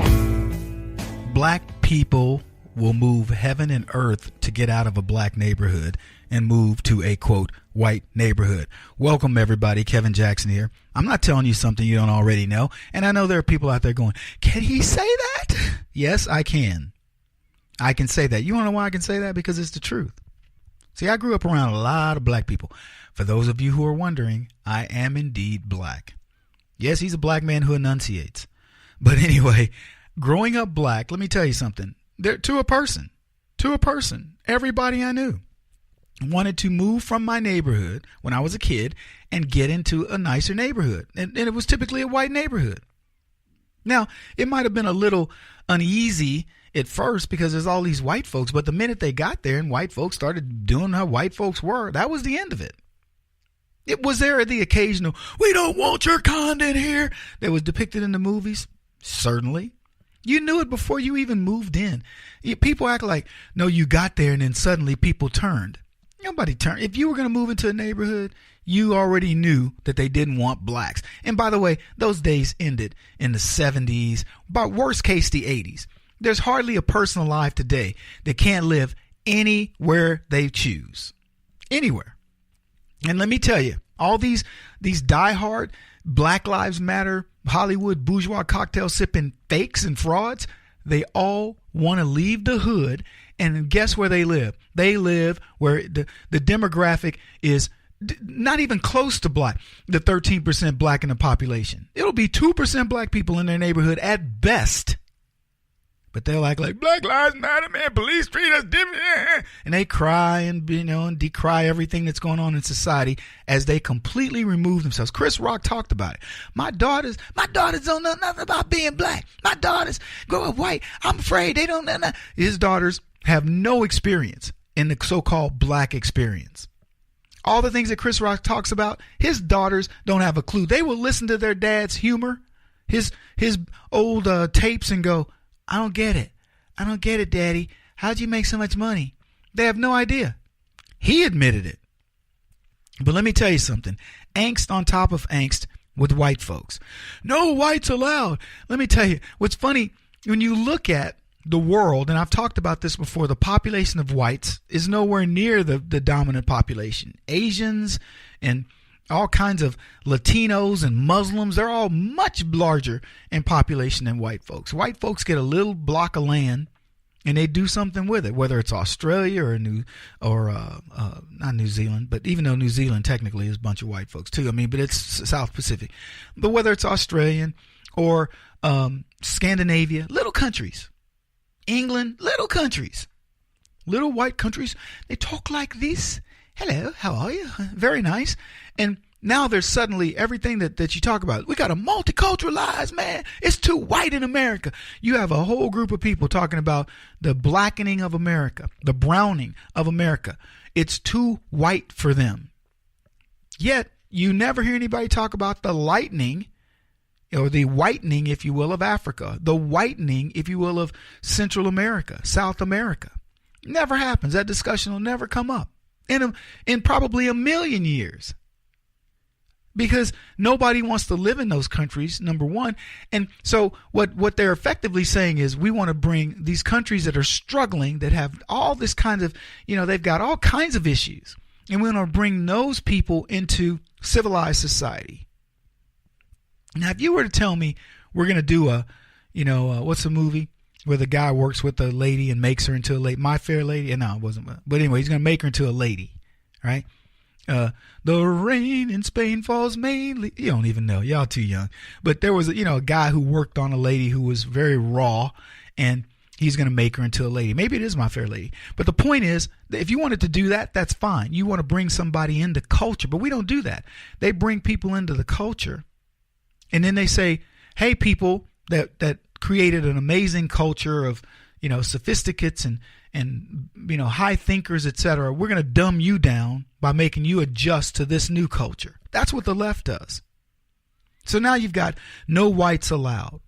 At one point, you could buy no whites allowed stuff on eBay. I looked, and it looks like they've taken a lot of it off. There's a no whites allowed space that was demanded at the University of Michigan. They built a $10 million campus center for black students. $10 million campus student for black students. A space they wanted to be dedicated to community organizing and social justice, specifically for people of color. Yeah. $10 million students center for black students wasn't enough. They still wanted something where they said, no, we don't want any white people to come in. I want you to just think about that if they did anything close to that for whites. Anything close. But no, the left they don't see this as racism. They go, that's not racism. That's payback, whatever. Define it however you want. That's racism. After protests at a Washington State college called for a day without white people, a biology professor said he doesn't feel safe on the campus. Student activists complained they're being vilified by conservative media. Evergreen State College students said racial tensions had been simmering in recent weeks, but reached a boiling point. Get this. When a faculty member disagreed with their plans to protest what they say is institutional racism at the Olympia campus. I want you to understand, people, this is where liberalism is born and bred on college campuses. The students, they say, were particularly incensed by an email that surfaced on Twitter between the professor and Rashida Love, director of the First People's Multicultural Advising Services. Weinstein, who is white, allegedly condemned the Day of Absence event that asked white people to leave. He condemned it. Why? As a human being, as somebody who probably believes that he fought for all the, for the turnover, the turnover in culture that allows blacks to become part of society. He believes, this leftist professor believed, he fought for that. And now what does he get? He gets discrimination. And he's going, I don't get it. And I'm saying, Professor, the dog that you fed is now biting you. Don't bite the hand that feeds you. That's what's happening. And he created it. Academia created this themselves. Leftism created this. Let me tell you, folks, this story is a horror story for a lot of these leftists. I read a story, we talked about it, I don't know, it's probably been months ago, but where the professors now are afraid. They're going, we have just created monsters. Thursday at La Botanica from 8 to 11, there's going to be a no white people, an NWA zine party. No whites allowed zine party.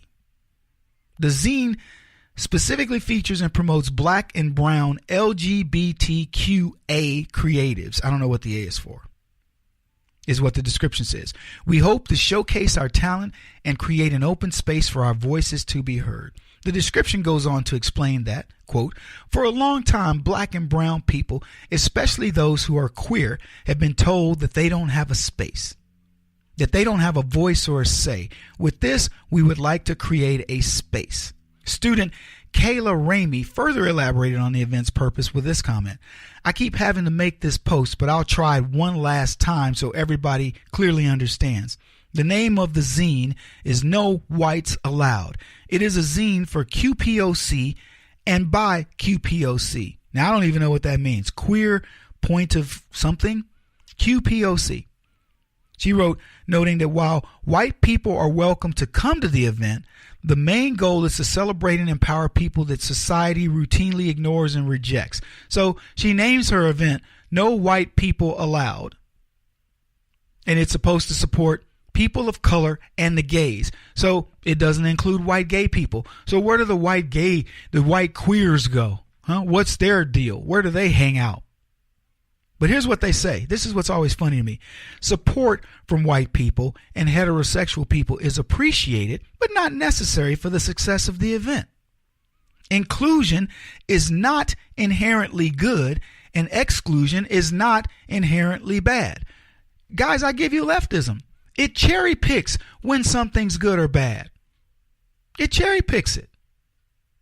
If it's an all male thing, then it's bad. Why are you excluding women? If it's an all women's thing, well, it's good. Oh, by the way, men, you can feel free to join in and watch us destroy you, watch us emasculate you, but men, don't you dare do it. White folks, don't you even think about it. If you think about something that's whites only, we are going to rain down a storm on you like you wouldn't believe. Personally, I'm offended by things that say whites only. I'll tell you right now, I'm offended. But I don't care if they do it. If there's somebody out there that just says, Kevin, I just feel more comfortable around white people. Okay, fine. Do your event. I'm going to do my event that includes everybody. People ask me just recently, Kevin, are you uneasy around a lot of white folks? Why? Why would I be? This is what's going on in this culture because of leftism, folks. He won't stop until he's the top-rated radio talk show host in America. What kind of weird competitive freak are you? This is the Kevin Jackson Radio Show.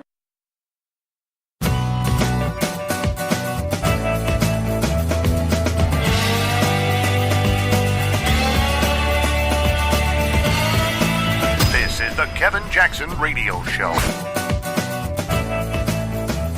Sir, one topic that has come up repeatedly as the campaign season has unfolded, and some of your donors have been pushing this idea that President Trump has already essentially committed offenses that are impeachable and that he should be impeached. Do you think, based on what you know now and all of what you just ticked through about the president being, quote unquote, Putin's poodle, does that amount to an impeachable offense? And should the Democratic Party hold the official position that this president should be impeached?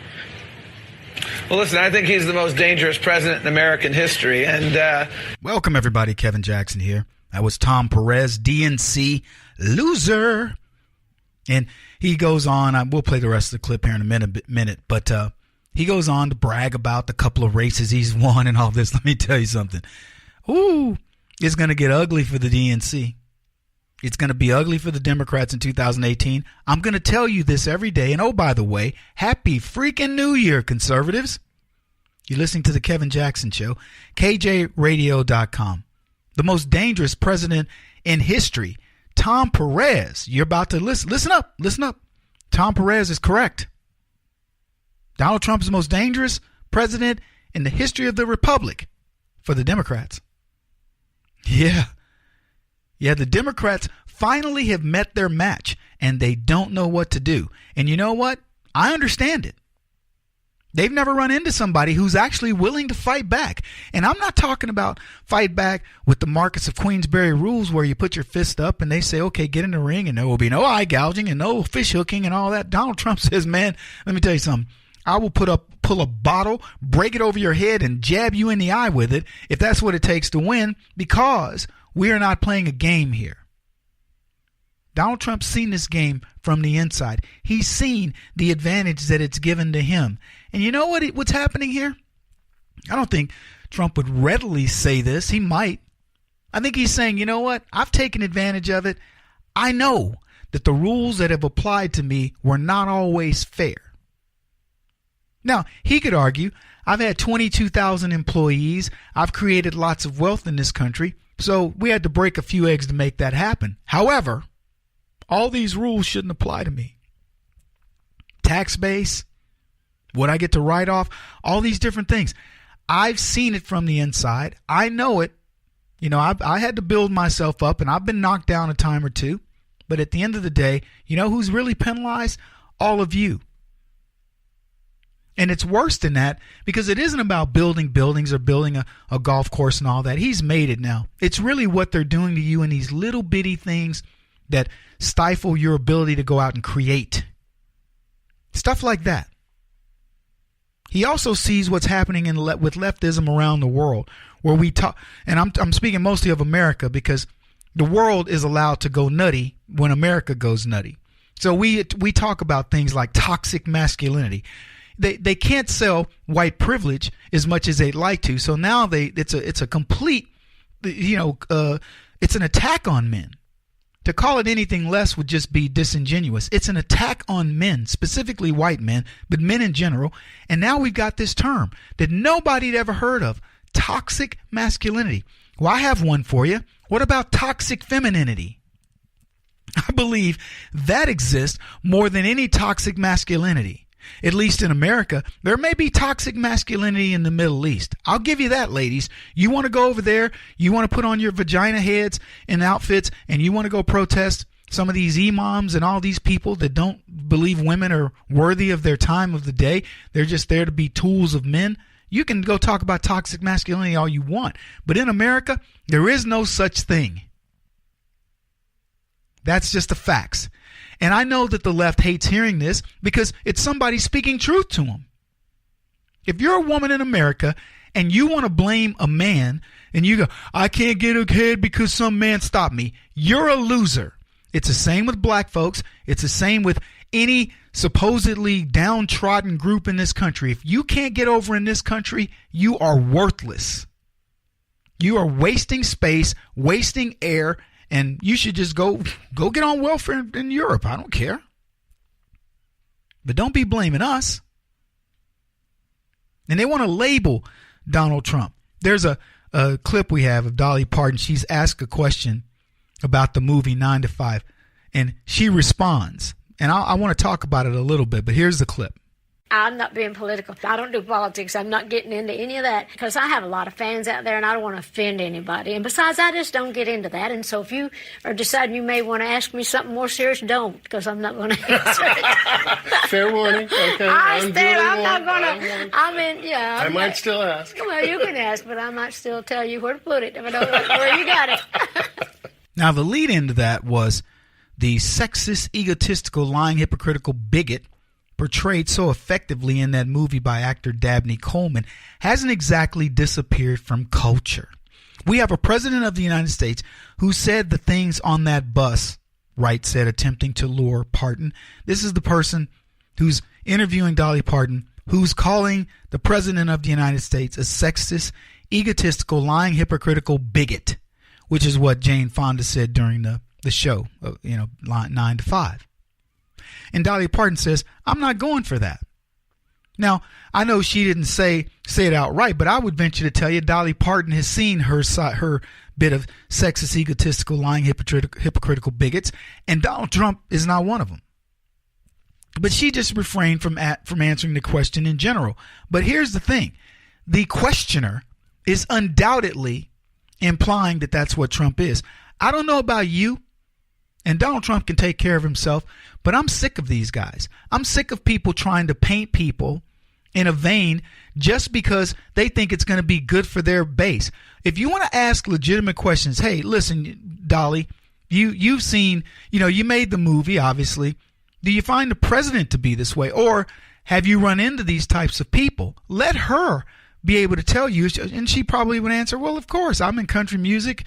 A young, attractive woman. You would think I'd have my share of that. No question about it. Just out of curiosity, Dolly, do you think the president might fall in that? Well, some women may believe that. I don't tend to talk about things like that, whatever.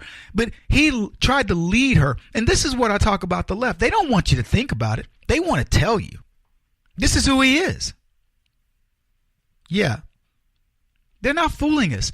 And what's funny is they think they are. They think they're really slick. They believe themselves to be smarter than we are. And they're not. And I'm glad Dolly Parton didn't go for it. We're talking about a lot of things. Accountability. Here's what the press hasn't held itself to. A higher standard. Accountability. Here's what the left never holds itself to. A higher standard and accountability. Well, we do. This is the Kevin Jackson Radio Show. Do you owe back taxes to the IRS or state? The secret to avoiding the IRS nightmare is to seek professional representation.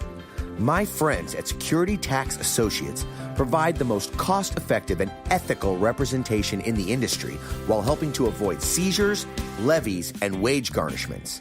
Security Tax Associates is here to ensure that the appropriate steps are taken to permanently eliminate any possibility of future tax burdens once and for all. For a free, no-obligation consultation, contact Security Tax Associates, 844-779-4177. That's 844-779-4177. 844-779-4177. Or visit them at securitytaxassociates.com.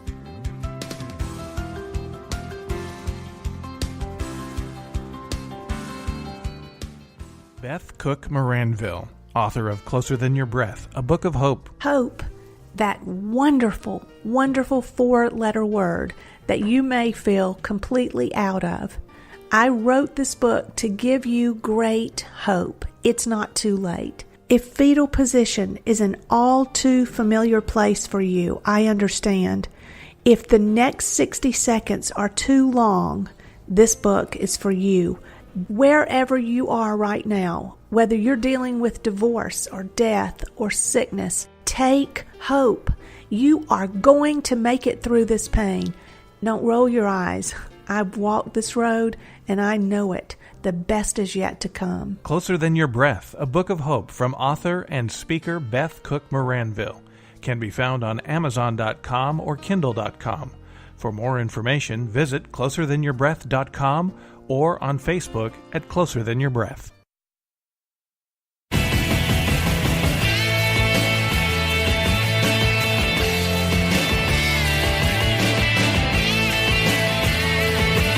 This is the Kevin Jackson Radio Show.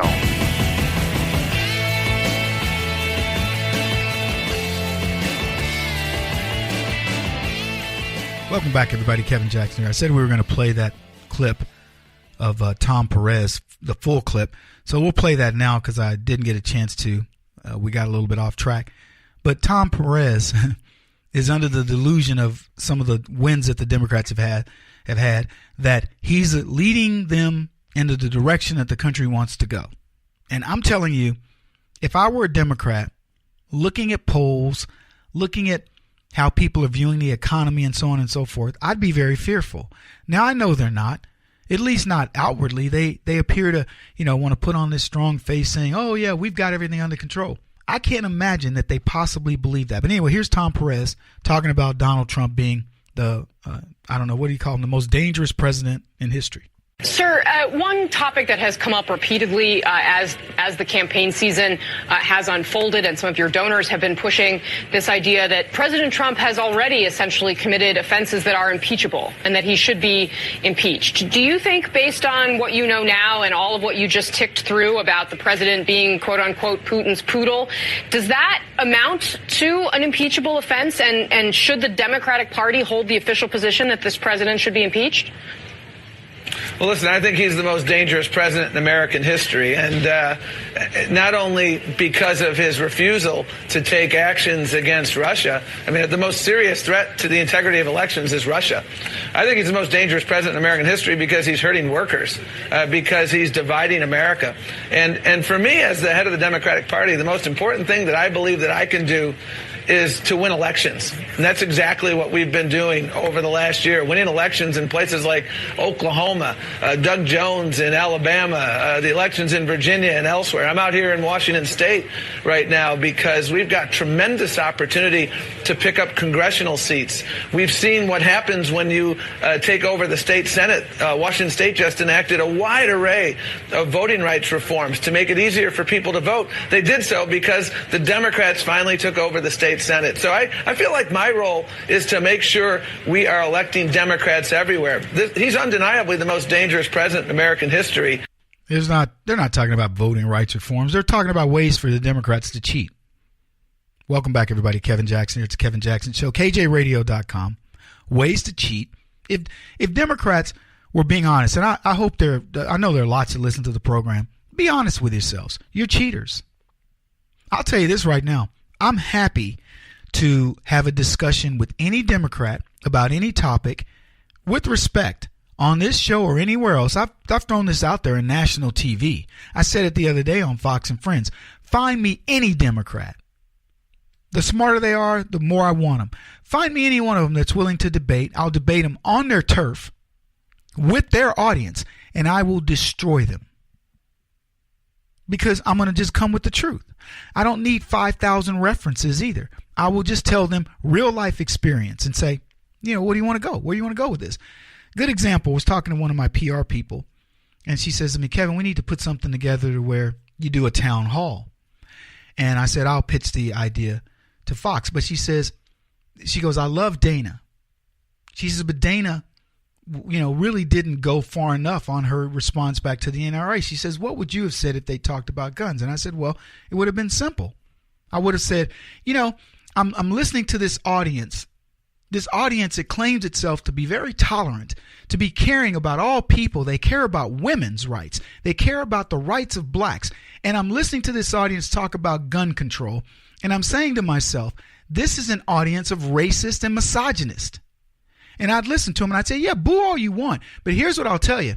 The NRA was formed in order to help blacks who were going to be re-enslaved if they did not have firearms to protect themselves. So while the Democrats, the people that probably most of you vote for, were forming the KKK, the NRA was forming in order to help black people stay out of bondage. But let's fast forward that to a women's right. I know there's probably a woman or two in this audience that is a victim of sexual abuse. I would venture to tell you that that woman, if she'd had a firearm, would not have gone through that trauma. I'd venture to tell you that. So it's funny that we constantly have this discussion of guns, and every time we have them, you guys want to go, oh, well, Kevin, it's the AR-15 or whatever. Let me tell you something. There are many gun grabbers who are not only interested in getting the AR-15. Do you think that's what they've banned in Britain? Do you think that's what they've banned in Soviet Union? Do you think that's what they've banned in Australia? None of these guns are legal. None. Not an AR-15 and not a pistol. They want you unarmed. Now, you can argue about this all you want. Now, let me ask you this. If a black man during the time of slavery had a pistol and somebody had a rifle, who's going to win in that battle? I'd just like to know. So when you talk about weapons and things like this, why are you oppressing the very people who need them? When you talk about helping the downtrodden, do you think a strapping young man is going to need a gun, or do you think it's that elderly woman who's in her own place at the age of 90 and somebody tries to crawl through the window? Because I can tell you point blank, that's what happened to my aunt at the age of 98. And she said, I had my pistol by my side and I was waiting for him to hit the door when he was going to try to come in my room. There's only one way into her room, and it's through that door. And she says, I had my pistol ready. And I don't think she fired off a shot, but the glass broke and the person left. But she was ready to kill him. And that would have been her only way to protect herself. So you claim you want to protect everybody, and you do none of it. Now, that would have been my answer. And I would have said, so as far as I'm concerned, every one of you sitting in this audience, you either hate women or you hate black folks. So you pick. Or you might very well hate them both. See, I'm not going to play around with them. Every time, let me give you guys a hint. When you attack the left on the very things that they claim to protect. They say, we want to protect people from children. Yeah, like they do in Hollywood, right? Yeah, I'm sure all the people that Kevin Spacey and many of these other Holly weirdos that have molested, that led to the two Coreys and a host of other kids that are now traumatized and spending hundreds of thousands of dollars in therapy, I'm sure you wanted to protect them, right? I'm sure you're doing a wonderful job of protecting all these kids who are becoming essentially the drug addicts, dealing drugs for people that are taking advantage of them, sex slaves through human trafficking, and a host of other things. You're doing a wonderful job protecting them, aren't you? You're doing a wonderful job of educating these minority kids who are dropping out of school at rates that would be completely unacceptable to you. You people, what would we do without you? You follow? That's how you argue against the left. Whatever they want to protect. If they want to protect something, all you have to do is find the money. Just follow the money. I know it sounds trivial, but it's true. If they tell you they're going to protect something, what they're telling you is they're going to hurt it.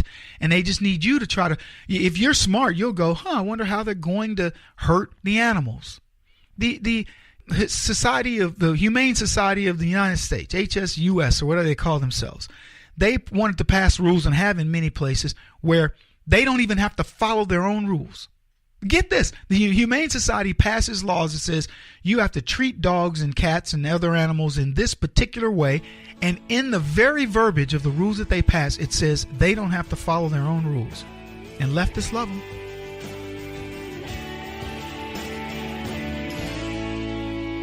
This is the Kevin Jackson Radio Show.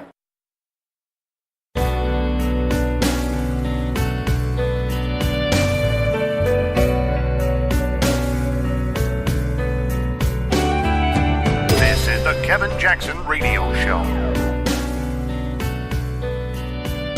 Welcome back, everybody. The left always has the law of unintended consequences, and it's never good. Glad you guys are here. KJRadio.com. You can call the show at 844-551-8255. So we are on the other side of Parkland. We're waiting on the next school attack. And my hope is that Donald Trump can get something done before we have to deal with that. Because we have to rinse and repeat this whole thing all over again. If somebody shoots up a school, or particularly if more than 2 people are killed, then it's going to be a big deal. Now, you can kill all the black folks in Chicago or Detroit or wherever you want, but don't kill them in a school, and don't let it be some white kid who got a hold of his parents' rifle or, God forbid, gets a legal rifle, which is what happened with this one kid. He purchases a legal rifle. How does this kid even get that? How does he get to that? Think about everything that led up to him going into this school and shooting. And the left, they want to blame the rifle. Everything that could have stopped him and didn't. It amazes me. But here's the aftermath. School threats since Parkland. Saw this article, I think it was in the Examiner UK, and it says the chilling school shooting threats made across the country since the Parkland massacre. Dozens of kids have been arrested, including a 10-year-old, all vowing to kill teachers and classmates. See, nobody thought about shooting up schools until leftism got into schools. Nobody ever even thought about it. You went to school to learn. You were told to respect your teacher. And if he or she reported back to, your parents that you were misbehaving, your parents took care of it. It was the discipline of the day. And I'll tell you something. It didn't matter what color you were. Black kids, let me tell you, it did not matter when I got what's his name? Mr. Fields. Mr. Fields. My buddies that listen to the program that grew up with me know what I'm about to say is true. Mr. Fields gave us licks. This is up until the 5th grade. You got licks at school. My millennial producers here look at me like I'm crazy, because if you try to give a kid licks at school today, you'd be thrown under a jail. But we got licks at school from a paddle. And you go into the principal's office, he'd tell you what your transgression was, and you'd lean over a desk and pop. He'd tell you, you're getting 2 licks or 3 licks. And he would pop, pop, pop, and you'd get paddled, and you hated it. I mean, I remember they were like, you got to go to the principal's office, and I was just this short of tears. So I go in there. I mean, I wasn't a bad kid, but that particular day I did something wrong. Go into the principal's office, Mr. Fields, he's got the paddle hanging on the wall. He takes it down. It was me and my buddy Dale. I don't know what we were talking, probably talking in class. We bent over, pow, pow. That was it. Get out of here. But here's what was bad. It didn't matter what Mr. Fields did. You knew before you got home that somebody had already told that Kevin's going to get a paddling today. It was already there. So when you get home, if you lived in my house, you were going to get a spanking. It was a double whammy. I didn't care what Mr. Fields was going to do to me. He could only do so much. My grandmother was going to give me the blues, and she did. And I can remember it as if it happened yesterday, other than I don't know what I did, but I was probably talking. It wasn't like I bucked up to the teacher and threatened to hit him or something. I was just talking. She told us not to talk. Me and Dale, we probably kept talking. Or we did sign language, which made her even more mad. And my teacher is still alive that knows Mrs. Appleton. She knows what I'm talking about. She follows the show too. But anyway, if you had said to me somebody threatened to shoot up the school, I would have laughed at you when I was growing up. Nobody threatened to shoot up the school. Everybody had guns. You've heard me talk about this. Everybody had guns. Nobody ever threatened to shoot up the school. We never called in a bomb threat. School was school. We knew what it was for. 10-year-olds vowing to kill their teachers and classmates. Since February 14th, Valentine's Day massacre, there have been at least 38 different threats across the U.S. for schools. 38. Luckily, we haven't had anything significant. But 38 copycats. Think of it any way you want. This is not good news. This is what leftism does. It plants a seed in somebody's head. You're oppressed. Something's wrong with you. And then they go, Nicholas Cruz just shot up a school. And then they don't blame Cruz. They tell you it's the gun's fault and it's all these other things and all this. They don't tell you it's leftism's fault. And so what happens? All these kids go, well, I'm disgruntled. I'm upset. I'm mad. People have been saying things about me. I've been getting bullied. I'm part of this system. They said most were made by students posting on social media who were underage. In one case, a student took a gun to school, killed himself. Didn't shoot anybody else. How tragic is that? The left always talk about saving people, and if we could just save one. They have created such a toxic environment in schools, making little white boys feel like they're worthless, telling all boys they've got toxic masculinity, telling young girls that they have some advantage over boys now. Bullying goes on all the time. Let me put it to you this way. You want to know how you could end bullying in schools instantaneously if you wanted to do it? Not all of it, but most of it. You want to know how? Uniforms. The uniforms and how you wear your hair. You could end it. It's like military. You can't talk. What are you going to do? You're going to laugh at somebody's head because he doesn't have any hair? You don't have any hair either. So if you just instituted uniforms and you instituted some sort of a thing on hygiene and what have you, you'd eradicate 80+% of bullying right there. Because people bully when they see, your shoes are old, or you can't wear this, or you wore that stuff yesterday, or whatever. You get rid of it. If they wanted to get rid of it, they would do that. It's very simple. And it would save parents a ton of money. You know why they don't want to do it? Because it would actually work.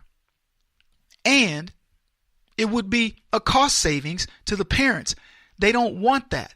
They want you to go to school in need. They want you to go to school and need the lunch program. How much would a family save if they had 5 outfits, 5 shirts, 5 pair of pants, 5 skirts, whatever, mix and match however you want, uniforms that kids wore to school every day? So parents aren't spending a fortune in clothes to make people look, to keep up with the Joneses. How many other ways could they save? Think about it. Could a school system buy all of the office supplies and what have you in bulk and then offer a complete discount, whatever the big discount is that they would get if we weren't buying it at, say, a Walmart or a Kmart or whatever, and they said, we're going to provide these at a discount and you save 50%. Then these families could do their own lunches and things like that. If they did any of this, it would be that's how we would run it. I'm just telling you, if we were as conservatives, that's how I would run it. I would say, we're going to buy in bulk and we're going to give all this back to the kids. In fact, I would figure out a way to pay for it out of the taxpayers' fund so no kid would have to worry about that stuff. I'd say it's going to be provided for you. There's enough money in the system. $12,000 to $15,000 per student in a 30-person class. Believe me, there's plenty of money. Here's another one.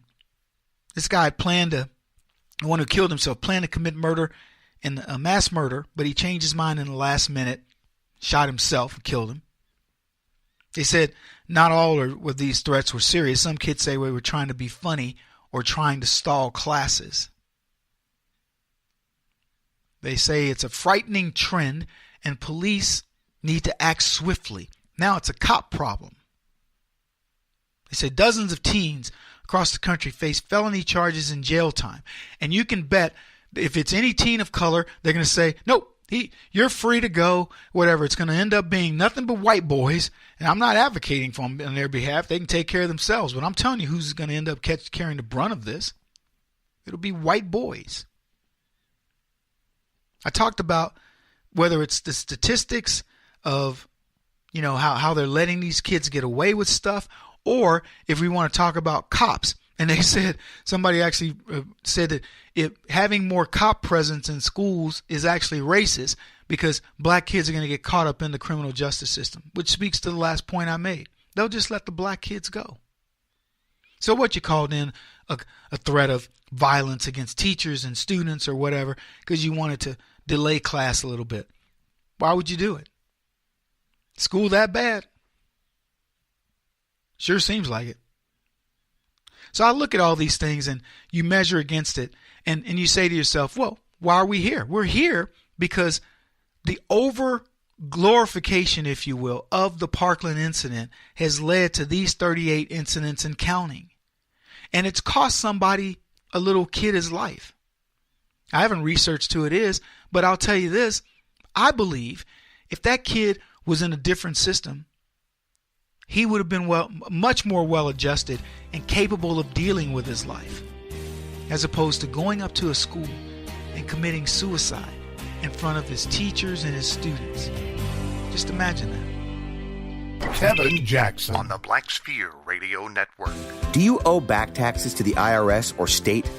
The secret to avoiding the IRS nightmare is to seek professional representation. My friends at Security Tax Associates provide the most cost-effective and ethical representation in the industry while helping to avoid seizures, levies, and wage garnishments.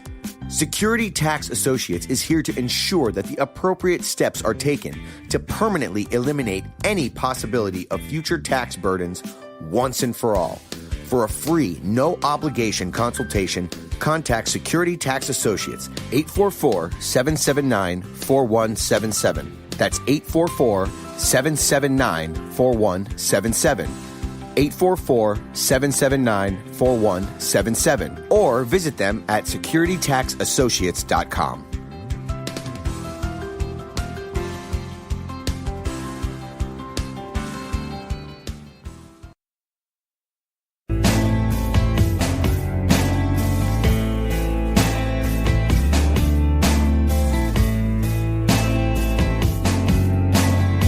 putting an end to identity politics. This is the Kevin Jackson Radio Show. Welcome back, everybody. I find it really funny that Trump is pretty much a rock star in all these things that he does, and he's questioned in everything. Did you guys know when he put a tariff on solar panels, it confounded the experts, these so-called experts? While leftists found many people to decry President Trump's increase of 30% on solar panels, President Trump pressed on. Now, you would think that the left would have been really excited that Donald Trump was addressing green energy and the concerns over the dumping of solar panels that essentially crippled all of these industries under Barack Obama. No, they're mad at Donald Trump. What's he going to do? Can't believe it. Even those in the solar panel industry business cried, saying the tariffs would put people out of work. They claimed people would no longer buy solar panels, thus the work would decrease. The people that would be installing these panels and things like this. And trust me when I tell you, if you go to Phoenix, Arizona, you'll see the solar panels like crazy. See, Obama trained leftists. He trained morons to believe in one thing. There's something that these people have been conditioned to understand better than anything. Failure. But as we learn from President Trump, when you draw a line, you mean it, and good things will come. President Trump has just recently he's issued this new tariff. Now he's saying, you know what? We're going to protect our steel industry and our aluminum industry. And I went through it and explained it. It's like protecting the aircraft industry. It's like protecting the automobile industry. Not by giving it money, but by giving it the ability to compete at the national level, at the world level, by saying we're going to give some more protections to these industries because we understand what comes from them. CNN said it this way: President Trump wants Chinese solar panel firms to make more of their products in the United States. And they appear to be getting the message. A week after the Trump administration unveiled tariffs of up to 30% on imports of solar panels, one of China's biggest manufacturers announced what?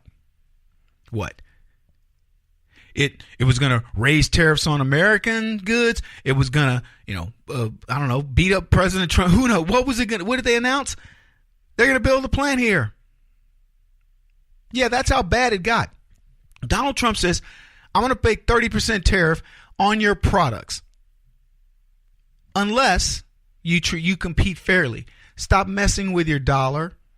Stop manipulating, is what they call it, manipulating your currency, and stop dumping.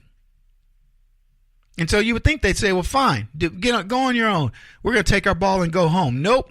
They decided differently. Jinko Solar said this in a statement.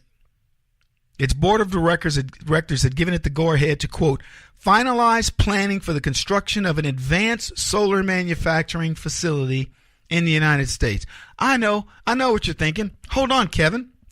Manufacturing isn't coming to the United States, certainly not from China. If you raise tariffs, they tell you we'll enter a trade war. And if we enter a trade war, we're going to come out on the wrong end of it, right? Because that's what we're used to. Billions and billions of dollars every year being shipped out of this country and no leader addressing it. Everybody afraid. Oh, if we rock the boat, if we don't get into TPP, if we're not part of NAFTA, if we're not part of some trade consortium that benefits everybody except the United States, what will we do? You know what we'll do? We'll keep our money. That's what we'll do. I was riding with a guy the other day, a limo driver picked me up, and he says to me, he's a car, like a town car driver or whatever, but limousine service provided by Fox. And the guy said to me, I'd be willing to pay more if I knew it was going to benefit the country. I said many people would, because the long-range benefit of people having jobs and manufacturing a product in your country is going to far outweigh doing something overseas and saving, 5% or 7% in the short run. It's going to far outweigh it as long as it's kept in check. And here's how you keep it in check, Janice. So what will the impact of the Janice decision have on American stocks, on American, on the American economy, quite frankly, it's going to be big. If Janus doesn't go through, you're going to watch the wages, and this is good news and bad news. The wages are going to suddenly drop in terms of the average wage, because now there are going to be many people that can opt out of the unions. Now, it's not that big of a deal because they'll still have some collective bargaining and all that. But in the long run, companies will now be free to look at the pressure that has come from unions that has shut companies down. These wage pressures are going to shift from regulatory, where the government has been on siding with the unions and forcing these companies to do these, to capitulate or die. And now the companies will say, no, we're going to just look for a qualified workforce of people who no longer are forced to be in the union. And suddenly you're going to watch exactly what happened under Trump's tax cut occur. You'll get the initial, oh my goodness, and then the innovation and ingenuity kicks in. See, everybody has this wrong. I want you to think about the very people who got America in trouble with respect to tariffs are now the ones screaming. These are the people that have built an economy where we ship out almost $600 billion more product, almost $600 billion more product than we ship out. And they're mad when somebody says our economy can't sustain that. Think about, just do yourself a favor. Go look at $600 billion as the GDP of your country, and look at how many people, how many countries don't even generate $600 billion. Now, President Trump says the number is $800 billion it's been shipping out. I hadn't seen that high, but it's close to $600 billion. I know that for a fact. So if it is indeed $600 billion, go look at the number of countries that operate, that their entire economy is smaller than what we waste, than what we give away to the world. And then get back with me. If it's so little, if we've done such a good job, Barack Obama had 8 years to look at this situation and he did nothing. Our trade deficit grew under Barack Obama.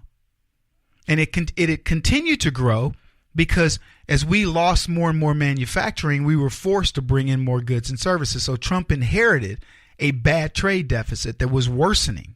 So it's just the truth. Now, I don't think he's going to complain about it. I think he recognizes it for what it is and he says, okay, but we're done.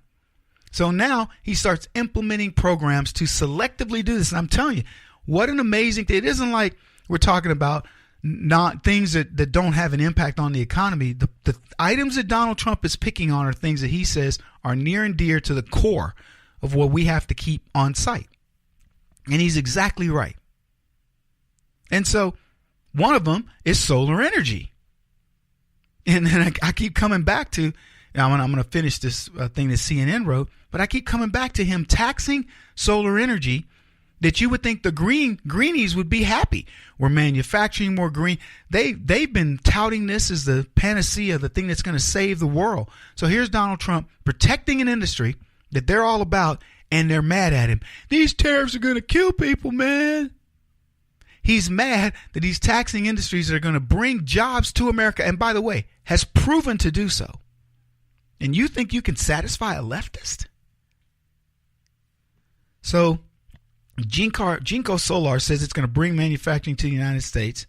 The statement suggested, according to CNN, suggested that Jinko's decision was tied to the new tariff, saying the company that, quote, the company continues to closely monitor treatments of imports on solar cells and modules under the U.S. trade laws. So that's right, Americans. President Trump has brought manufacturing back to America, including the jobs that were lost, like Solyndra and Inter1 and many others that scuttled the solar industry. While Obama lost 17,000 manufacturing jobs in his last year as president, Trump gained over 200,000 in his first year, and this type of thinking is the reason why. So I ask you, what a difference a president makes.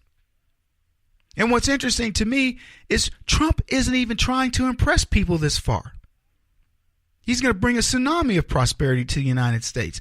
The tariff that he put on washing machines. You ask yourself, have you been impacted? What a year from now, the only impact you're going to have is a negligible increase at best. It was done to correct the 2016 trade imbalance from South Korea that's almost $28 billion, and you better know the South Koreans take him seriously. He won't stop until he's the top-rated radio talk show host in America. What kind of weird competitive freak are you? This is the Kevin Jackson Radio Show.